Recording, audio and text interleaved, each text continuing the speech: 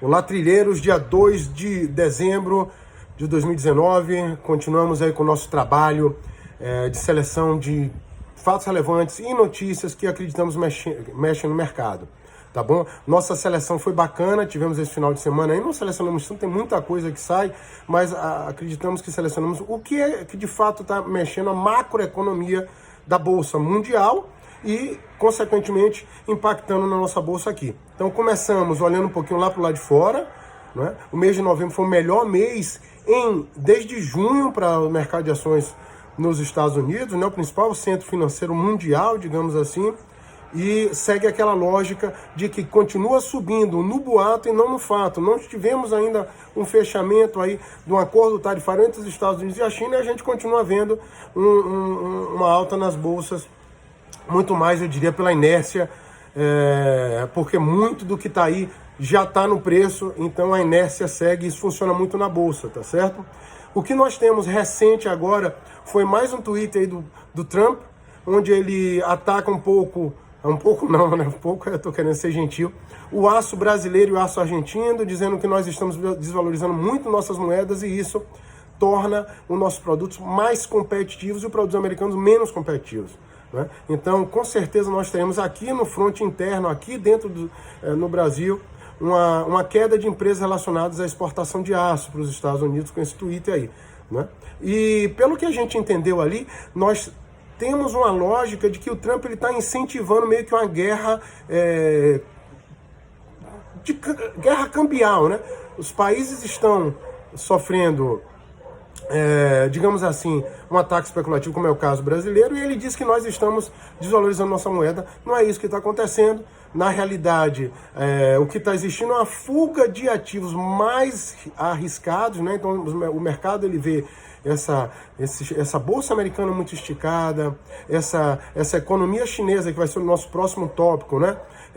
Com alguns riscos aí emergentes, no sentido a manutenção desse crescimento chinês muito forte, e o mercado, como todos os grandes fundos de investimento, eles fogem de ativos mais arriscados como o nosso mercado, né? Nós somos a periferia do sistema capitalista, então o risco é alto, então eles fogem e vão para economias mais seguras, como a economia americana, em movimento de risco, né? Pode parecer muita loucura, mas é verdade. Em movimento de risco, você vai para onde? Para o centro do sistema capitalista, títulos do governo americano para fazer hedge. Você vende reais e compra dólares. Aí você desvaloriza o real aqui, e o Trump vê isso como uma guerra cambial. Então é algo realmente incrível que está acontecendo, que o Trump está atacando, e ele faz uma pressão mais ainda sobre o Federal Reserve, que é o Banco Central Americano, dizendo que temos que baixar mais os juros nos Estados Unidos e afrouxar a política monetária, ou seja, colocar mais dinheiro na economia. Aí a gente vê, né? A gente tem um excelente mês de alta nas bolsas americanas, desde junho não se via assim. Então, o que eu percebo aí é que o Trump pode estar contribuindo com uma bolha no mercado americano, com esses constantes pedidos e pressão sobre o Banco Central americano, tá certo? Porque não conseguimos ver razão para mais baixas nas taxas de juros americanas diante do cenário atual que se vislumbra, né? No fronte asiático, a gente vê que essa guerra tarifária, ela continua fazendo vítimas.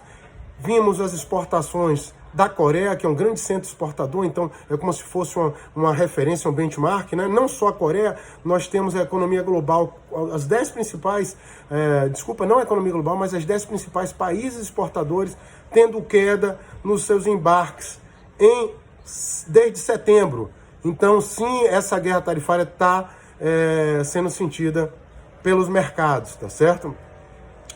Nós vimos um indicativo chinês em alta, que foi da manufatura chinesa, que saiu em alta, e por isso nós estamos vendo aí, eu acredito, uma abertura em alta na B3, no índice Bovespa, né? Mas a gente sabe que a economia chinesa é muito, digamos assim, comandada pelo governo chinês, né? Influenciada, ditada pelo governo chinês.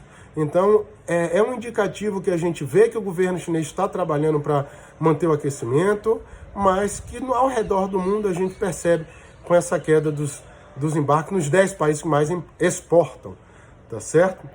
Vale dizer que a gente tem que prestar atenção hoje na segunda-feira, selecionei para vocês isso aqui. Na segunda-feira a gente vai ter a divulgação do ISM americano, né, de gastos nas construções também na segunda-feira, então é bom prestar atenção para a gente ver se a economia continua aquecida ou mesmo com todas essas quedas nas taxas de juros, não está sendo suficiente para segurar a economia americana. Voltando para a Ásia, Hong Kong continua sendo um centro problemático, não sendo problemático aí, as vendas no varejo despencaram diante de baixas históricas aí em outubro, né? Vendas de luxo no Hong Kong estão sentindo baque, e a gente sabe que isso pode sim contaminar de alguma forma a economia chinesa, e aí a gente vai ver maiores problemas mesmo, ainda com essa alta recente muito forte na bolsa, então nas bolsas americanas. Então a gente percebe que mundialmente falando um impacto negativo ou alguns indicadores abaixo do que é esperado pelo mercado pode sim impactar negativamente na bolsa como um todo, tá certo? A retaliação chinesa chega, mas de modo muito light, né? A China não quer dar um tiro no próprio pé, então a retaliação foi muito mais retórica, né? Então navios americanos de guerra chineses, navios de guerra americanos não vão poder aportar em portos de Hong Kong. A gente percebe que na realidade não teve nada muito punk no mercado aí, a China não querendo o embate, o que é positivamente para o mercado, né?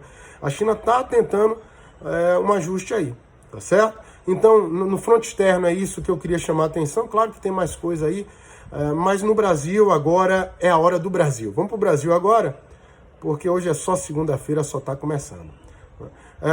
As notícias, nós somos um mercado de risco, América Latina, então nós não vemos aí a Bolsa continuar acompanhando os Estados Unidos.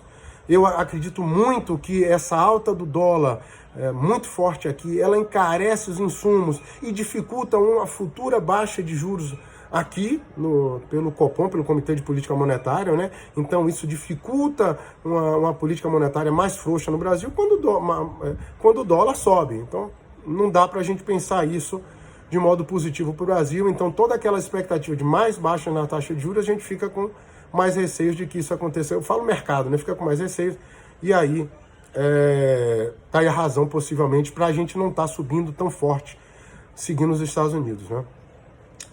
Temos mais uma coisa interessante aqui. Não se teve notícia, eu não consegui ter acesso a nada da reunião de quinta-feira com os caminhoneiros, então fica aí em suspense essa lógica, tá certo? E os investidores estrangeiros também têm esse cuidado. Muitas crises ao redor da agenda na América Latina, e aqui no Brasil a gente percebe que não temos ainda uma resposta mais crível em relação aos caminhoneiros. Termino com Gilmar Mendes autorizando a retomada da investigação contra o Flávio Bolsonaro. Então, o governo não vai ter sossego, tem telhado de vidro, o mercado continua aí vendo o que é que vai acontecer. Então, continuo vendido a gente falava da Gol, a gente continua vendido aí no mercado. Olho forte, eu estou para outro papel que nós estamos acompanhando para ver como é que vai acontecer nos próximos dias da semana. Beleza? Continuem subscrevendo o canal, é importante, galera, para que a gente continue fazendo esse trabalho. Um grande abraço e nos vemos amanhã aí com mais um vídeo utilizando a nossa leitura aí do mercado.